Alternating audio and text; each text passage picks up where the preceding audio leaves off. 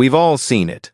The slow-motion flag waving in the sunset, the square-jawed hero walking away from a burning battlefield, and the unmistakable sound of helicopters slicing through foreign skies. For decades, American action films have embraced a particular brand of cinematic patriotism, loud, proud, and utterly unapologetic. These are the movies that champion lone soldiers, covert missions, and the notion that American might can tip the scales in any global crisis. But what happens when that patriotic swagger crosses a line? What if the spectacle of heroism begins to resemble something far more pointed, a weaponized narrative cloaked in entertainment? Behind the explosions and the bravado, some films carried messages that rang a little too loud, a little too clear, and not everyone was willing to let them play. Some were quietly banned. Others were heavily censored, recut, or denied release in entire regions. Sometimes the reason was political sensitivity. Other times it was cultural backlash. And occasionally, the real reasons were buried under layers of vague excuses and silent blacklists. This list isn't about violence, sex, or profanity. It's about ideology. It's about the strange threshold where fiction becomes propaganda and where countries draw the line. Because when a film gets pulled not for what it shows, but for what it implies, you know you're dealing with more than just cinema. You're dealing with a cultural fault line, a soft power that suddenly feels too sharp. So what does it mean when a film is too American for the rest of the world? Is it patriotism? Or projection? Let's dive into 15 action films that pushed national pride to the edge and paid the international price for it. Fact has shown. The Delta Force, 1986. What happens when a rescue mission turns into a political flashpoint? When the Delta Force blasted onto American screens in 1986, it did so with all the subtlety of a missile strike. Directed by Menahem Golan and starring Chuck Norris and Lee Marvin, the film was loosely inspired by the 1985 hijacking of TWA Flight 847, but with one crucial difference. In this version, the American Special Ops saved the day. The villains, stereotyped Middle Eastern terrorists. The resolution, a blood-soaked victory with the stars and stripes fluttering in slow motion. While audiences in the U.S. ate it up, some countries in the Middle East weren't amused. Several Arab nations, including Lebanon, Kuwait, and Saudi Arabia, either banned the film outright or refused to screen it in major cinemas. The reason was never made official, but critics pointed to the cartoonish depiction of Arabs as bloodthirsty savages and the film's thinly veiled celebration of U.S. military interventionism. Ironically, the Delta Force was supposed to be Golan's attempt at blending action with diplomacy, a tribute to real events. Instead, it became a flashpoint for geopolitical tension. The film's VHS release was quietly suppressed in certain regions, and international screenings were pulled last minute with no explanation. Was the film too patriotic, or just too blunt? The answer may depend on whether you see it as a tribute or a declaration. Fact 2. Red Scorpion, 1988. What if your action hero was funded by a government you weren't supposed to support? Red Scorpion seemed like a typical Cold War-era action flick. Dolph Lundgren stars as a Soviet operative sent to infiltrate an African rebel movement, only to switch sides and lead a revolution against his own handlers. Explosions, betrayals, and ideological awakenings ensue. But off-screen, Red Scorpion was anything but typical. Reports soon surfaced that the film's production had been partially funded by individuals connected to South Africa's apartheid-era government, a regime facing global condemnation and sanctions. Though the filmmakers denied official state involvement, journalists uncovered suspicious financial links and on-set arrangements with military contractors tied to the apartheid state. The backlash was swift. Several countries in Europe and Africa either banned the film or declined to distribute it, citing ethical concerns. Activist groups labeled it propaganda laundering, a film that used explosions and American-style heroism to whitewash a brutal regime's image. Even in the U.S., some theaters refused to carry the film, but that didn't stop it from gaining a cult following, particularly among viewers who had no idea about its geopolitical baggage. So what do you do with a movie that preaches freedom while being bankrolled by oppression? It's the kind of contradiction that makes you wonder how many action films come with invisible fingerprints. Fact: Tre, McBain, et tusen, 998. Some revolutions are staged in real life. Others are too close for comfort on screen. At first glance, McBain looks like your average rogue soldier fantasy. Christopher Walken plays a disgruntled Vietnam vet who assembles a team to overthrow a brutal dictatorship in Colombia. It's a guns-blazing tale of justice delivered by men outside the system. Classic action fare. But Latin American governments didn't see it that way.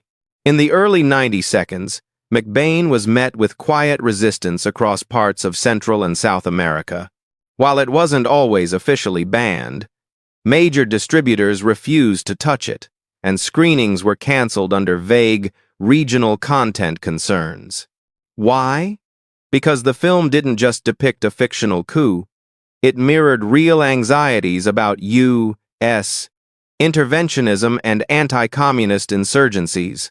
The Colombian government, facing its own civil unrest and rebel factions, viewed the film's plot as dangerously suggestive. Critics warned it might embolden real-world paramilitary fantasies.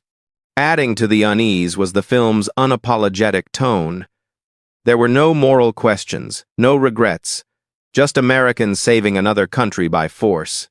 For many, it felt less like entertainment and more like a blueprint. Was McBain a guilty pleasure or a projection of foreign policy fantasies? Either way, the line between fiction and geopolitical flirtation never felt thinner.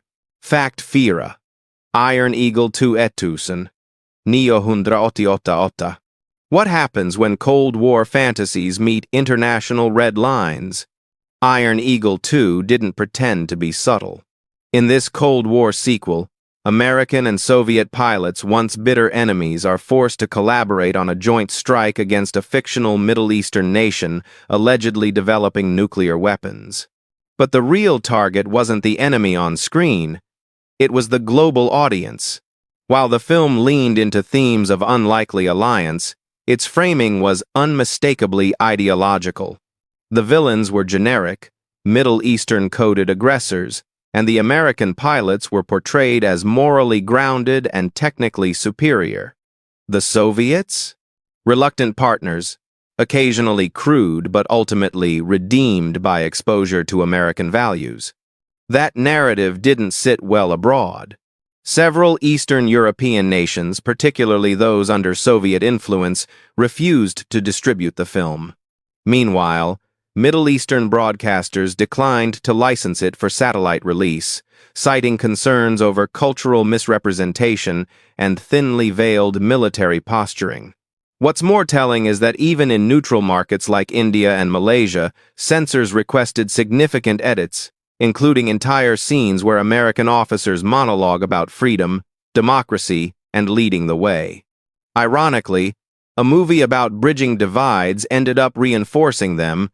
Was the film celebrating unity or selling a very specific kind of unity? Fact: #5. The Dogs of War, 1980. Is it still fiction if mercenaries start following the script? The Dogs of War painted a chilling picture of a fictional African nation torn apart by corruption and foreign exploitation. Christopher Walken plays a hardened mercenary hired to stage a coup on behalf of a corporate entity, only to question his role as a tool of Western greed. The film's tone was more meditative than explosive, but its implications were razor-sharp. It didn't just depict Western mercenary operations, it seemed to understand them too well. And for several African governments, That was the problem. Upon release, The Dogs of War was outright banned in countries like Nigeria and Ghana and met with deep suspicion in others. The portrayal of African politics as manipulable playgrounds for foreign interests touched a raw nerve.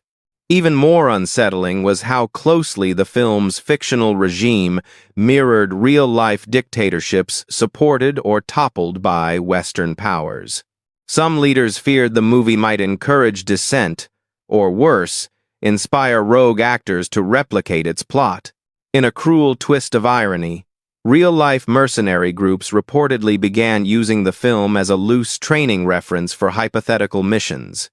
What was meant as a cautionary tale became, in some corners, a template. When fiction is too close to history, does banning it preserve peace or just delay reckoning? Fact, Shest, Rambo 3. Tisig 980. When your hero helps yesterday's allies who became today's enemies.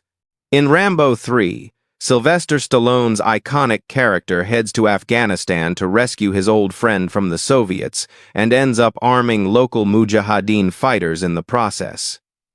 At the time, the U.S. was supporting Afghan resistance as part of its Cold War strategy. The film, of course, doubled down on that narrative with guns, horses, and explosions. But history had other plans. Following the events of 9/11 and the U.S. led war in Afghanistan, Rambo III became an uncomfortable relic. The very fighters Rambo assists, hailed in the film as freedom-loving heroes, bore resemblance to groups the U.S. would later combat. Suddenly, the movie's triumphant ending felt less like a victory and more like a haunting contradiction. Some countries responded retroactively. The film was quietly pulled from TV syndication across parts of the Middle East and South Asia. In some markets, DVD releases were discontinued or included edited versions with disclaimers. Online platforms in certain regions flagged it as historically sensitive. Even at the time of its release, the Soviet bloc viewed the film as hostile propaganda. It was never shown in theaters across most Eastern European countries, not because of the violence, but because of what it symbolized. Was Rambo fighting for freedom? Or just writing the first act of a longer tragedy? Sometimes, action heroes don't age well, especially when global politics catch up with the script. Fact #7. Act of Valor, 2012. What if a film wasn't inspired by the military, but made with it? Act of Valor was marketed as a gritty, authentic portrayal of Navy SEAL operations, and it delivered on that promise with startling realism. That's because it didn't just feature actors playing soldiers. It cast active duty U.S. Navy SEALs in leading roles, executing choreographed missions based on real-world tactics and weaponry. While American audiences were intrigued by the unfiltered portrayal of combat, some international critics were deeply uneasy. The film wasn't just military-themed, it felt military-sanctioned. Every beat of the story reinforced American military superiority, ethical clarity, and covert capabilities. The villains were vague but vaguely foreign. The stakes were global, and the message was clear. America wins wars you never even hear about. Several countries in South America and the Middle East either declined theatrical distribution or aired it with heavy disclaimers. Even in Europe, critics accused it of being a recruitment ad masquerading as cinema. In Russia and China, state media dismissed it as strategic propaganda glorifying American interventionism under the guise of storytelling. What made Act of Valor controversial wasn't just who made it. It was the feeling that it wasn't a film at all but an extension of policy. When the camera follows real soldiers into fictional war zones, where does entertainment end and influence begin? Fact has height. 13 Hours. The Secret Soldiers of Benghazi, 2016. Some movies provoke outrage. Others walk into one already burning. Directed by Michael Bay, 13 Hours dramatizes the real-life 2012 attack on the U.S. consulate in Benghazi, Libya, a politically explosive event that had already fueled years of controversy in Washington. The film focused on 6 American security contractors who defended the compound, portraying them as abandoned heroes holding the line while bureaucrats hesitated. The issue wasn't what the film showed, but what it left out. 13 Hours barely touched on the broader context: the collapse of Libya, U.S. foreign policy missteps, or the geopolitical vacuum post-intervention. Instead, it zeroed in on valor, chaos, and betrayal through a lens of rugged, masculine sacrifice. That narrow framing led several countries, including Libya itself, to refuse theatrical release. In European markets, particularly France and Germany, it was criticized as one-sided and inflammatory.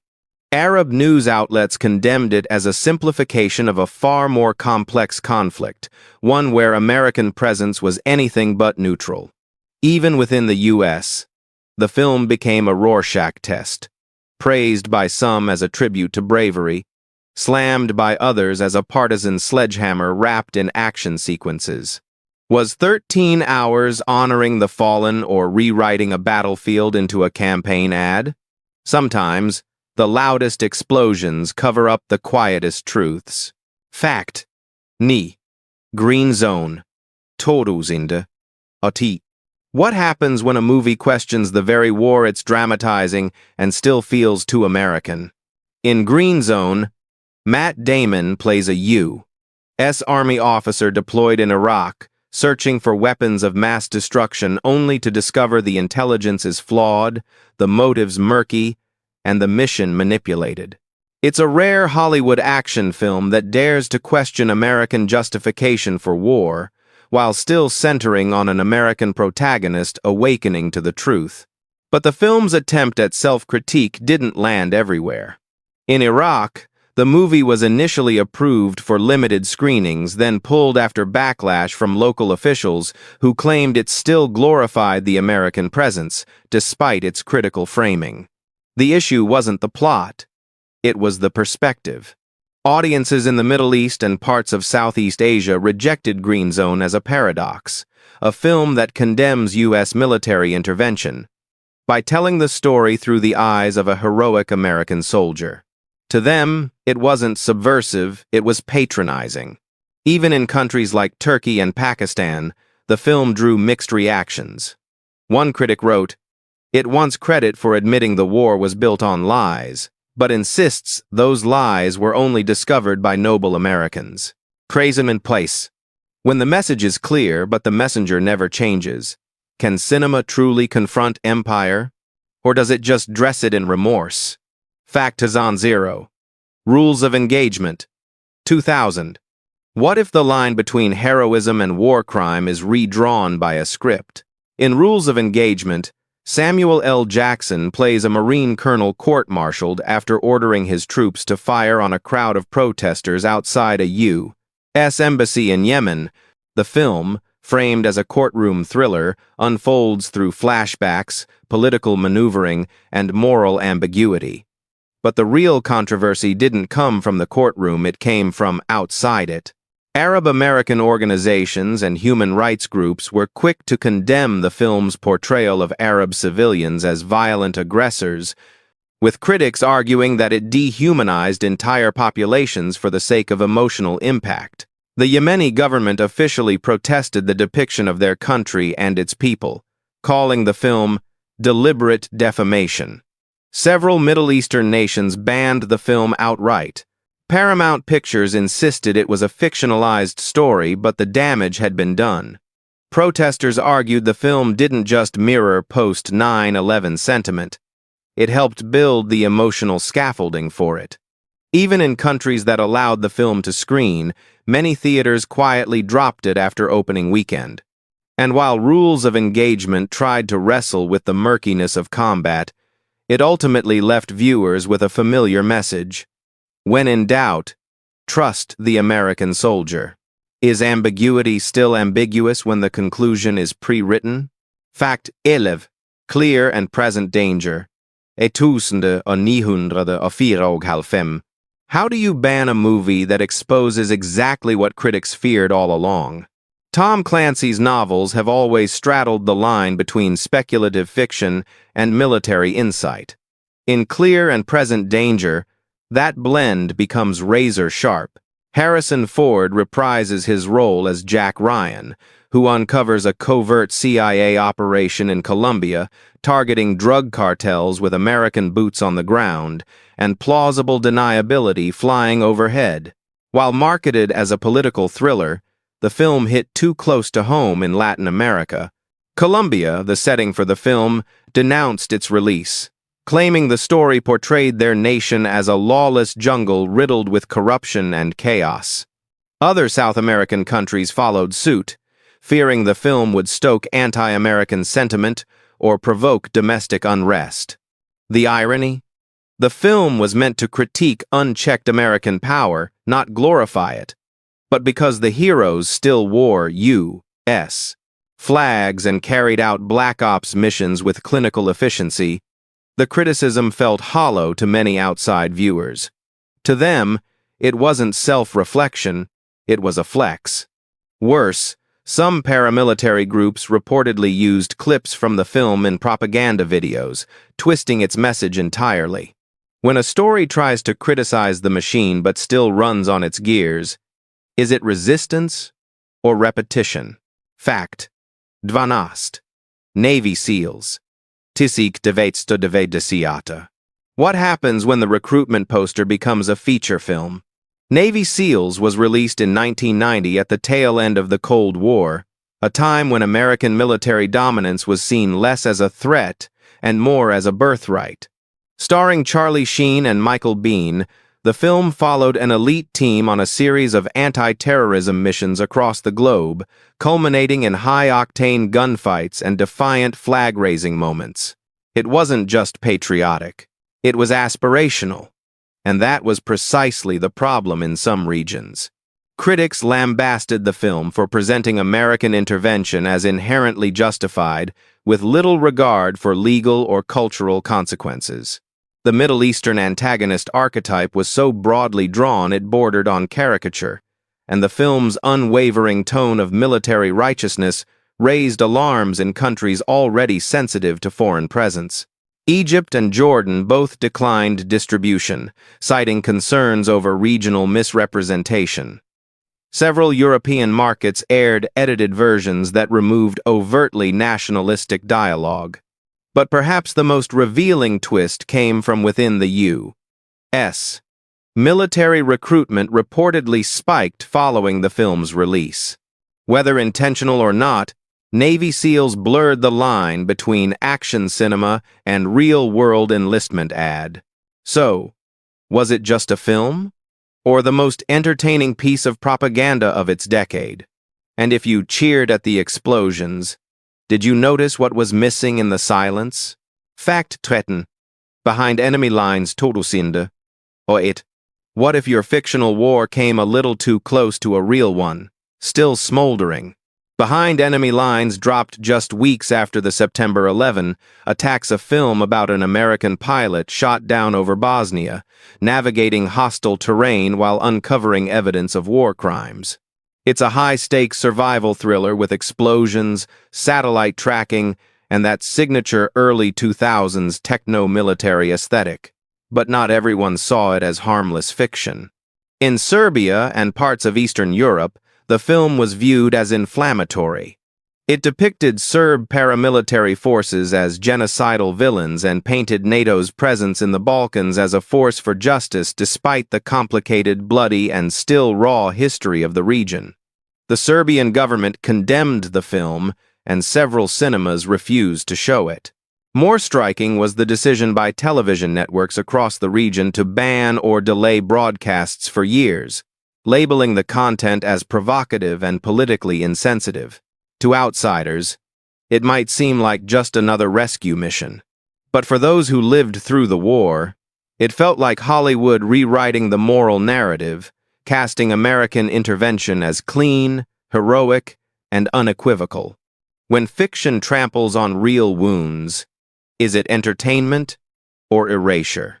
Fact Hashonafor, The Siege, 1998. What if a film foreshadowed a future and was punished for the accuracy? The Siege imagined a terrorist attack on New York City, leading to martial law, mass detentions, and the erosion of civil liberties.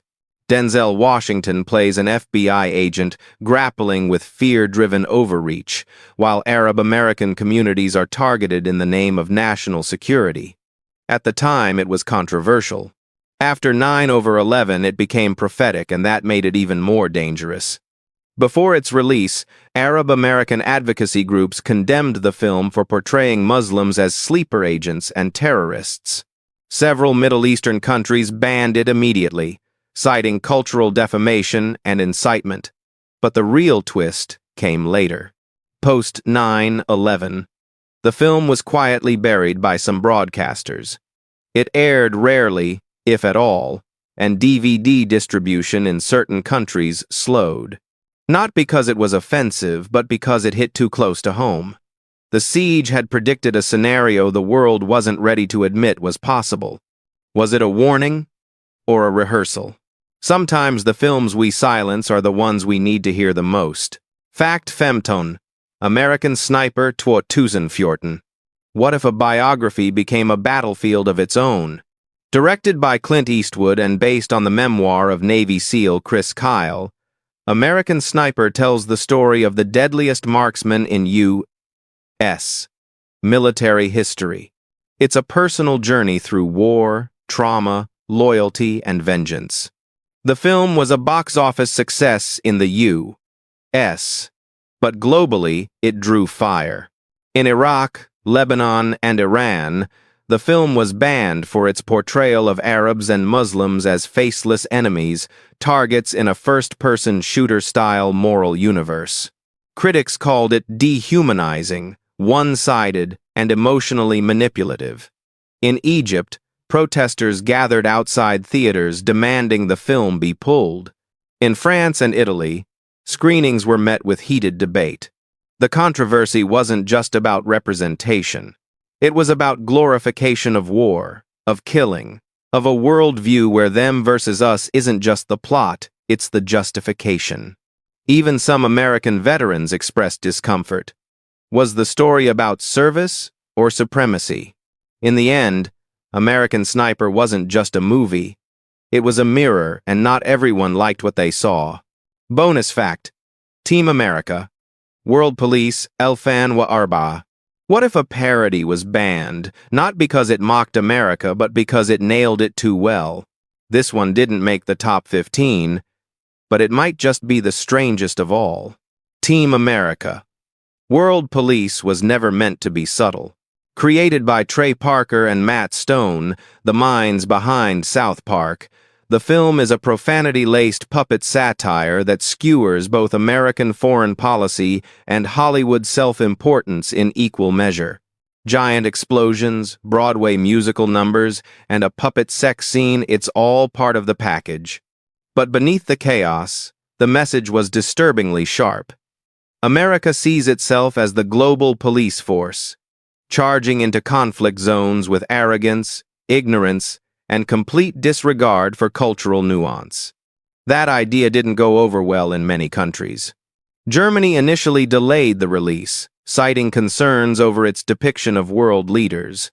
South Korea and Saudi Arabia banned it outright. North Korea, which was featured prominently and offensively, threatened serious consequences if the film was ever screened near its borders. Even in the UK, the British Board of Film Classification demanded cuts to the film's most graphic moments before granting it an 18+ rating. But here's the twist. The countries that banned Team America weren't always the ones being mocked. Some were allies nations that simply didn't want to air a film that, despite its absurdity, was uncomfortably honest. When satire stings harder than propaganda, you begin to understand just how thin the line between comedy and confrontation really is. Some say movies reflect the world. Others say they rewrite it. But when explosions, flags, and righteous fury collide on screen, what exactly are we watching, entertainment or ideology in costume? Which of these films made you question the line between patriotism and propaganda? And, more importantly, how many other stories were quietly buried before they ever reached you? Tell us, what's the most politically loaded action film you've ever seen, and did you realize it at the time? We're listening. The world is too.